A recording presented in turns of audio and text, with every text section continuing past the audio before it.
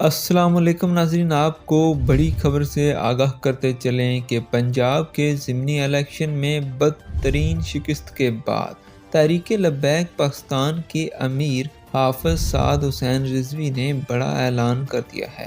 جی ہاں ناظرین، انہوں نے پنجاب میں ضمنی انتخابات کے نتائج کو یکسر مسترد کرتے ہوئے مرکزی مجلس شورا کا آج ہنگامی اجلاس طلب کر لیا۔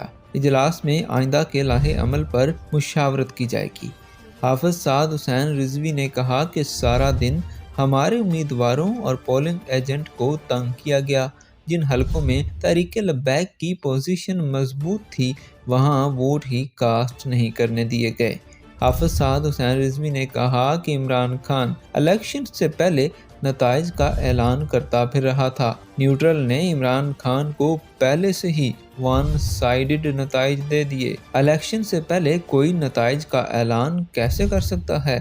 انشاءاللہ مجلس شورا کے اجلاس کے بعد سب حقائق سامنے لائیں گے اور آئندہ کے لیے لائحہ عمل بھی دیں گے۔